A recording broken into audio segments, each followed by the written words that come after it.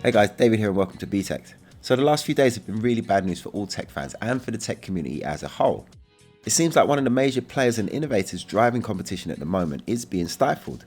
It seems like they're trying to completely cut Huawei out of the global smartphone market, which is pretty much monopolized at the moment by Samsung, Apple and Google. Well, mainly Samsung and Apple, but Google have the operating system, so they're a big player. The truth is, it's not really about smartphones, this is about 5G, with America claiming that if Huawei are allowed to supply 5G infrastructure, then this will facilitate spying by the Chinese government. What's happened is that Huawei's been added to the American government's entity list, which states that no American company can do business with a Chinese company unless they have a special permit. This has prompted Google to remove all services from Huawei devices, including the Play Store, Google Maps and Gmail. Intel and Qualcomm quickly followed after, and it left me thinking that although this is a serious blow to Huawei, they could possibly come back even stronger. For a long time now, Huawei have been developing their own operating system.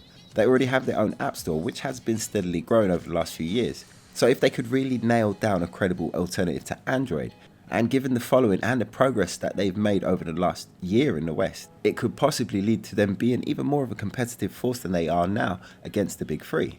But then on day 3 of this saga, Huawei got the news that ARM, the people who provide the processing cores for pretty much all of their handsets and devices, including the Kirin 710 and the Kirin 980, has cancelled all contracts with them. ARM provide the Cortex cores that are the actual brains of the device, that you will find in all Huawei and Honor phones. But ARM are a British company, so what's going on there? Well, it turns out that they use American-owned patents to produce their cores, and according to the new law, they are not allowed to produce chips for Huawei. So it seems like, as of now, the very last device to have a Kirin 980 is the Honor 20, which was released the day after the news broke.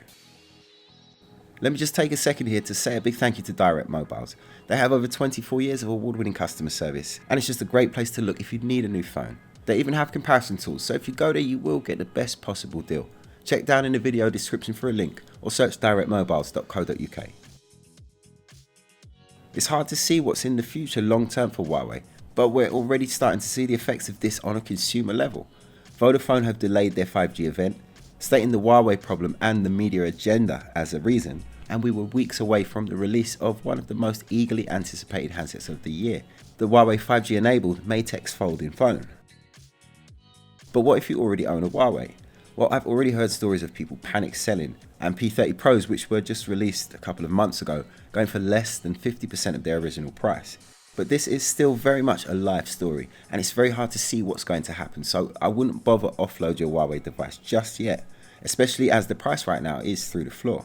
I think some kind of workaround or compromise will be found, because the whole thing is just unfair and unjustified.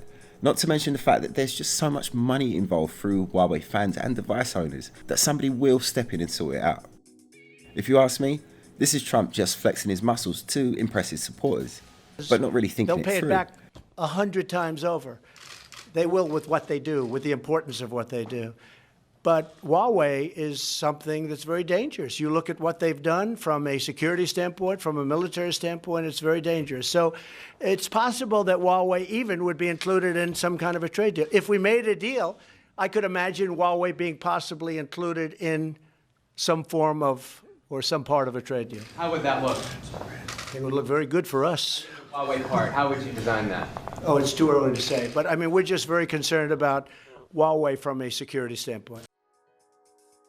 Trump is quoted as saying that trade wars are good and easy to win, but he's completely wrong. Trade wars are bad for everyone involved, and it's extremely difficult for anybody to come out on top.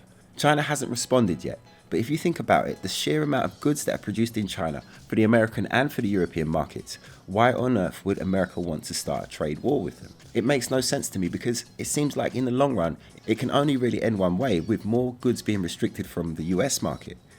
There is rumours at the moment that China may put a ban on the iPhone. That device and plenty of other devices are made there.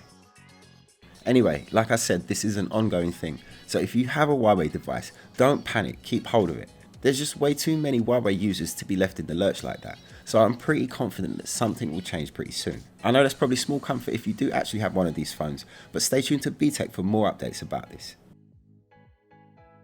Okay, that's it from me. You can follow me on Facebook, Instagram and Twitter. It's at Btekt. And add me on Snapchat, david.btekt. Thanks for watching. My name's David, and this is Btekt.